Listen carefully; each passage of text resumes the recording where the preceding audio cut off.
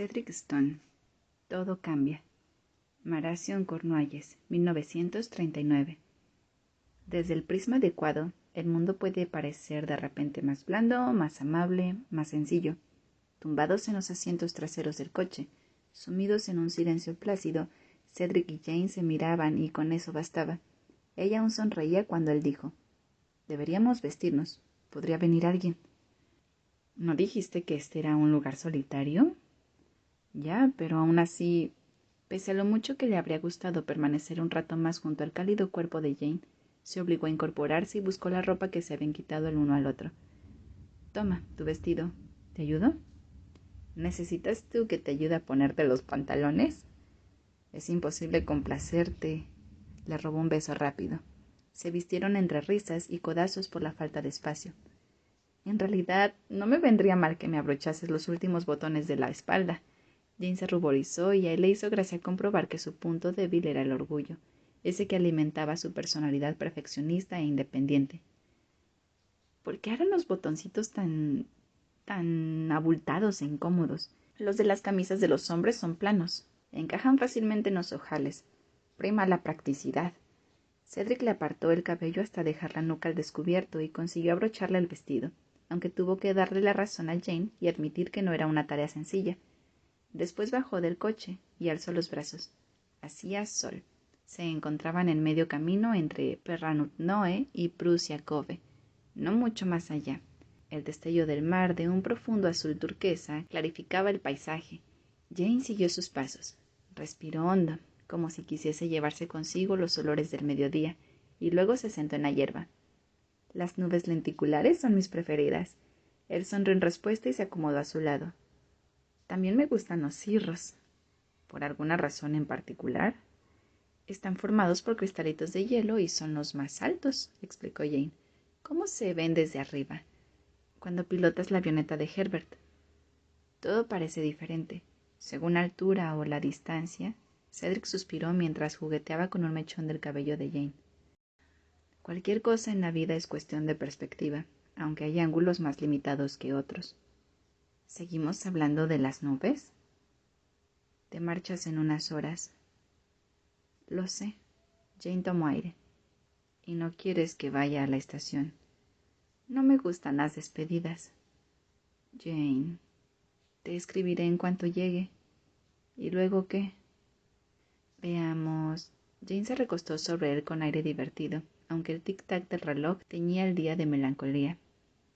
«Luego, seguimos escribiéndonos y hacemos lo posible por vernos cuanto antes, al menos hasta que fijemos una fecha para la boda».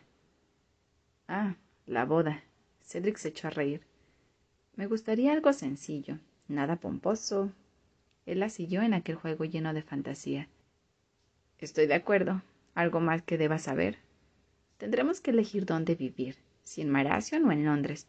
Es posible que resulte agotador discutir este asunto. Siempre podemos optar por un lugar neutro y echar raíces allí hasta hacerlo nuestro. ¿Qué te parece Bristol o Peterborough?» «Bristol está más cerca. ¿Y después?» «Hijos, tengo algunas dudas». «Sorpréndeme». «En ocasiones quiero 3. Otros días, ninguno». «¿Podrías no irte a los extremos? 1 o 2». Jane abrió los ojos de golpe. «¡Un perro! Eso sí». «Los perros deberían vivir en el campo, no en la ciudad». «Lo educaremos bien. ¿Te he contado que tuve uno cuando era pequeña?» «Fue un poco traumático. En teoría, un día cualquiera se perdió. Lloré durante semanas. Años más tarde descubrí que mis padres decidieron dárselo a unos amigos». «¿Por qué hicieron eso?» «Mi madre no soportaba que le mordisquease las cortinas». Cedric guardó silencio sin dejar de acariciarle el pelo. No lo había verbalizado, pero durante aquellas semanas de caricias compartidas, mar, conversaciones y un amor de verano que se ensanchaba hasta amenazar las demás estaciones del año, él iba recogiendo con cuidado las migajas que Jane dejaba caer sobre sus días en Londres, esos que pertenecían a otra vida que Cedric no conocía. Cada vez le preocupaba más la imagen que iba construyendo sobre los padres de ella, rectos e inflexibles, y se preguntaba qué ideal albergarían sobre el futuro de su hija y si estarían dispuestos a acatar sus deseos. Puede que aquello fuesen solo sueños, pero se acercaban bastante al futuro ideal. «Tendremos una casa bonita», siguió Jane. No demasiado grande, pero confortable, y con rosales en las ventanas. Me gustan las flores con un cariz clásico. Las rosas me recuerdan siempre a Shakespeare. ¿Quién sabe por qué? Son muy trágicas, estilo Romeo y Julieta. Por eso prefiero el sueño de una noche de verano. Demasiados enredos. Me quedo con Otelo y su villano. Permanecieron unos instantes en silencio. Se miraban. Pensaban en lo fácil que era hablar con el otro, dejar el tiempo correr, disfrutar de la compañía y de los placeres estivales sin más expectativas que vivir juntos aquel presente. Deberíamos irnos o llegaré tarde, susurró ella. ¿De verdad prefieres que no vaya a la estación? Jane asintió y se inclinó hacia él. Buscó sus labios. Está bien. Hagámoslo a tu manera. Escríbeme. Me lanzaré a por papel en cuanto entre en casa. Apenas saludaré a mis padres, ni siquiera me quitaré los zapatos cuando suba a la habitación. Iré a correos con la misma ropa que llevé de viaje. Sus risas se convirtieron en una melodía sincopada. Cuando Cedric volvió a casa, John estaba cortando leña. Al oír los pasos, su hermano levantó la cabeza y se limpió el sudor de la frente con el dorso del brazo. ¿Ya se ha ido? Ya se ha ido, sí. John bajó el hacha. ¿Sabías que ocurriría? No es un final. Cedric empezó a recoger los troncos desperdigados alrededor de John y los apiló más allá. Luego cogió un serrucho para cortar trozos más pequeños. Bien, no deberías perderla. Dudo que conozcas a otra tan lista y a quien le resultes, ¿cómo decirlo?, divertido. Me asombra su capacidad. Tiene un don. Tengo un serrucho en la mano, John. Y yo una hacha afilada. La dejó caer. Cedric chasqueó la lengua sin dejar de sonreír. Le gustaba bromear con John. Le gustaba que se pinchasen el uno al otro y que compitiesen solo por cosas irrelevantes. Le gustaba que tuviesen sus propios códigos, anécdotas solo suyas, un lenguaje particular. Mientras el sol caía, siguieron trabajando. John se mostraba especialmente concentrado. Golpe, golpe, golpe. Volvía a alzar el hacha y la impulsaba hacia abajo con más fuerza de la necesaria. Y golpe, golpe, golpe. Apenas habló ni hizo descansos hasta que el cielo empezó a ensombrecerse. Cedric se acercó a él, apoyó una mano en su hombro y le quitó la herramienta. Un poco preocupado por aquella actitud obstinada y un tanto ausente, buscó su mirada. ¿Va todo bien, John? ¿Tienes un cigarro? Se sacó el tabaco del bolsillo, le dio uno y prendió la llama del encendedor. Los dos se sentaron en un tronco. El humo se desvanecía sobre ellos. El cielo oscuro tenía un tono liláceo allá en el horizonte y se oían las ranas y los insectos de la zona. Cedric tuvo el pensamiento de que algo estaba a punto de cambiar para siempre. ¿Alguna vez piensas en papá? ¿A qué viene eso ahora? No lo sé. Tú lo conociste mejor. Pasaba más tiempo contigo porque eras el mayor, su mano derecha. John dio una larga calada y después expulsó el humo. Temi decía que era un niño malcriado. No es cierto. Solo eras impulsivo. Quizá lo siga siendo, Cedric. ¿A qué viene todo esto ahora? Su hermano lo miró a los ojos. Me he alistado voluntario. Mierda, John. Mierda. Margot y Eleanor. El vino. Edimburgo, Escocia, 1996. Los niños ya estaban acostados cuando Margot y Eleanor se reunieron en el salón con una botella de vino de 5 libras. Todo un lujo. Celebraban la noticia. Habían admitido a Ana en la academia y la vida parecía darles un respiro. Margot descorchó la botella y sirvió la bebida en 2 copas que alzaron y chocaron despacito. «Por Ana», dijo Eleanor, «y por nosotras. Por estar vivas, porque tenemos salud». Margot dio un trago y se relamió. Le supo delicioso. Ambas se habían quitado las zapatillas y llevaban gruesos calcetines.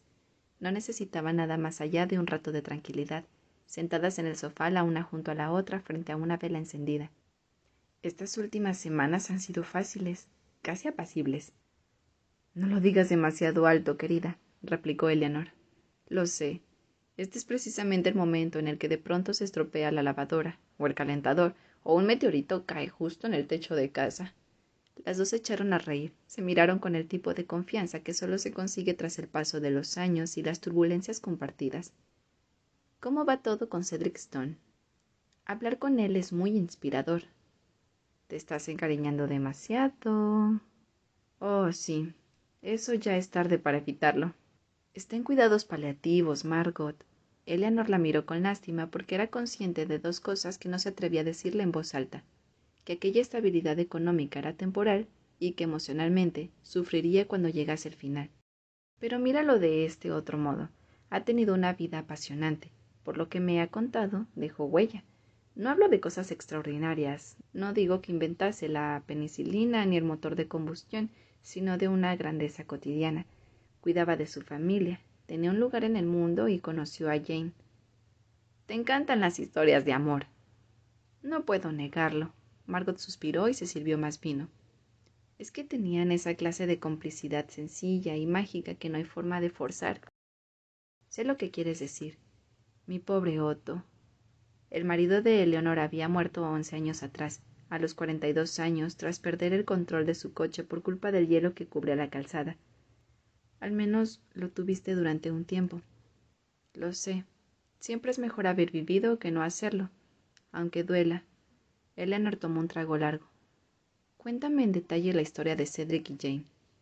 Entusiasmada, Margot relató lo que sabía, la apacible vida de los Stone en Marathon, el día que se conocieron en la isla de marea de Saint Michael y aquel amor de verano que creció mientras la amenaza de la guerra también lo hacía.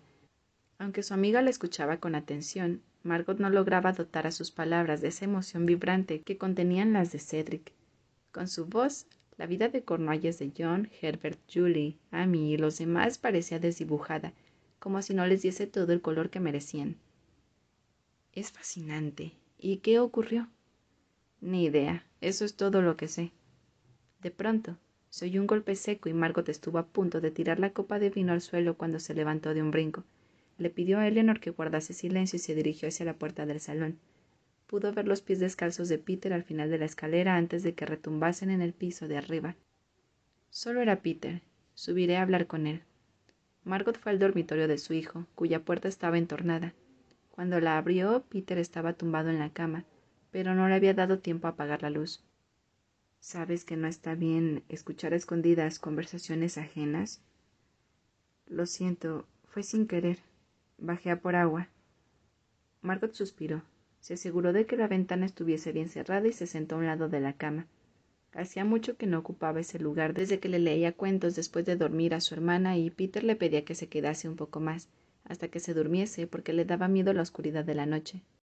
Así que Cedric y su hermano lucharon en la guerra. Eso parece, sí. Margot se recostó. Qué duro. Resulta increíble pensarlo ahora, ¿verdad? Aunque en realidad no hace tantos años que sucedió. Depende. A mí me parece que fue en la prehistoria. Aún eres joven para entender el paso del tiempo. ¿En qué sentido? Peter arrugó el entrecejo. Imagina que la vida es una carretera, ¿vale? Pues durante la infancia vas montado en un burro viejísimo que apenas avanza. Tienes tiempo para detenerte y mirarlo todo bien. Pero luego, conforme creces, es como si te pusiesen al volante de un Ferrari. Al principio lo controlas. Después deja de funcionar el pedal del freno y ya no hay nada que hacer. Todo transcurre tan rápido que en lugar de contemplar el paisaje, tan solo ves trazos aquí y allá e intentas no marearte hasta el final del trayecto. Me he perdido. ¿Cuál es la conclusión? Que 1940 fue ayer o la semana pasada. Lo que tú digas, Peter resopló. Venga, ya es hora de que duermas. Oye, pero ¿qué ocurrió después? ¿Con Jane y Cedric? Lo tapó. No, con el Ferrari raro que conduces. Muy gracioso. No lo sé. Aún no me lo ha contado. Podríamos averiguarlo si investigásemos. O tendremos un poquito de paciencia. ¿Cedric está casado? No lo sé, pero tiene 2 hijos. Quizá después de una vida idílica, Jane murió a los 62 por culpa de un cáncer.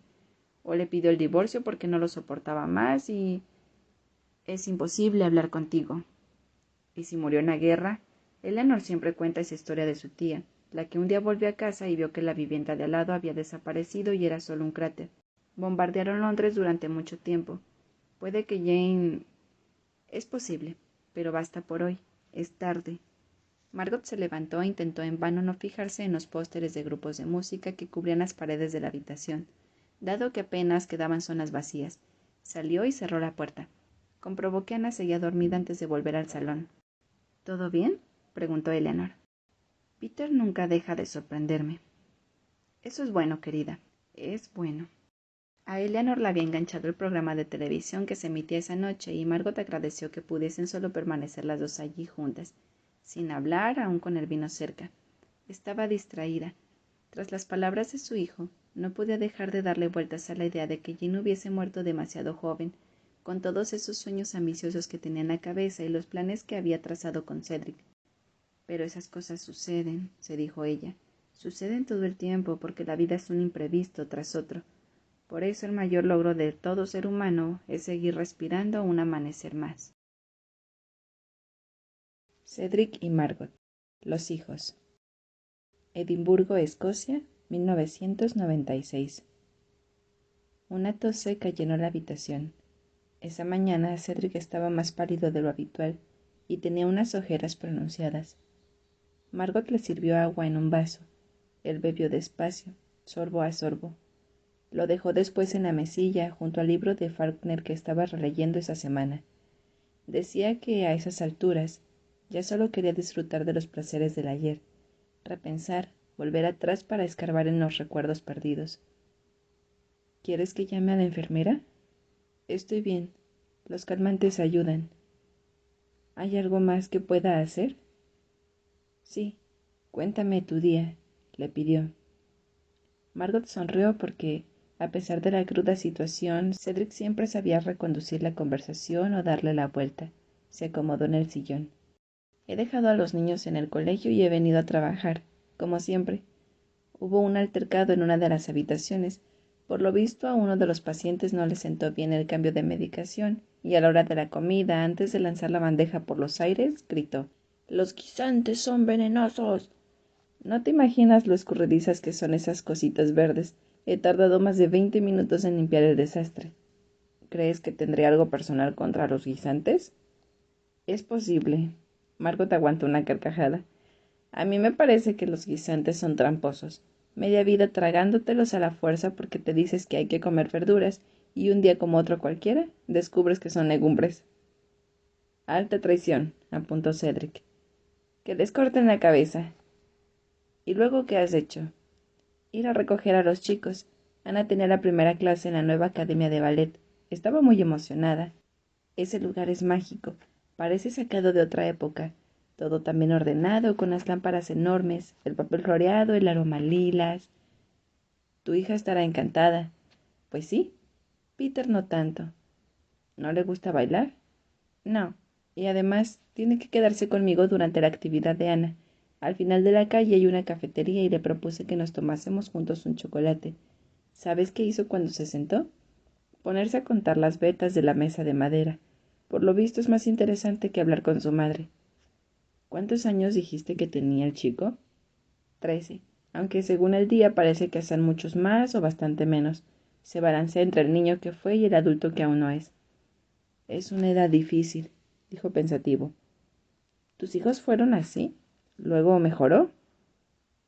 ¿Quieres que sea sincero o complaciente? Siempre prefiero la sinceridad, ya lo sabes.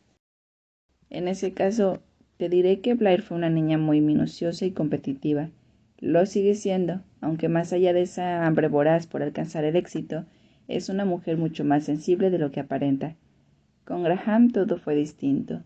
Era un chico estupendo, muy sociable, muy bueno en los deportes y los estudios, muy cariñoso con los suyos, pero conforme creció se volvió un poco difuso. Difuso es un adjetivo extraño. Cambió, y después llegó Amanda. Incómoda, Margot tragó saliva. No le había contado a Cedric que había compartido con Graham una cena y varias confesiones. Guardar secretos nunca había sido lo suyo, pero resultaba evidente que la relación entre padre e hijo era escabrosa. Entonces, ¿qué ocurrió? Digamos que Amanda es una mujer compleja. Es inteligente, atractiva y deslumbrante. Pero también es exigente, inconformista y materialista. Y en el caso de Graham, en apariencia resulta perfecto, el complemento ideal para ella. Aunque si rascásemos un poco, ¿quién sabe qué queda de él? ¿Crees que está enamorado de ella? Por su forma de ser y de hablar, no daba la impresión de que Cedric fuese a juzgar que su hijo hubiera decidido divorciarse.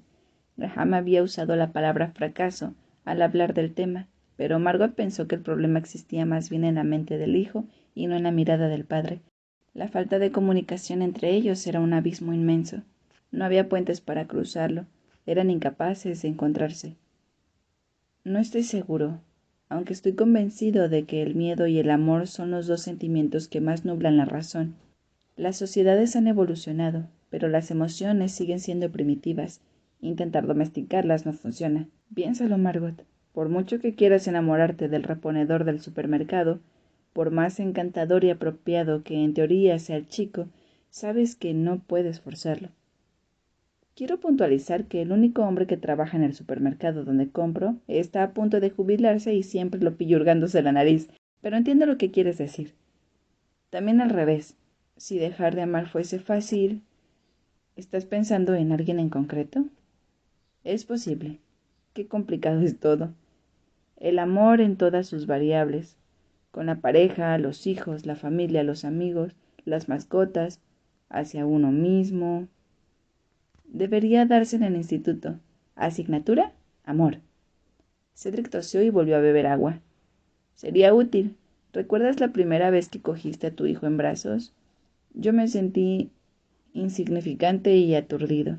Todo cobró otra dimensión, y ese tipo de amor, meditó unos instantes, no se parecía a lo que sentía por Jane. No era mejor ni peor, tan solo diferente.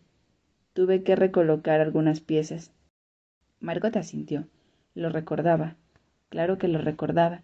¿Cómo iba a olvidar un momento así? La tristeza y la alegría, el miedo y las certezas, el paritorio, más amplio, la soledad del paritorio.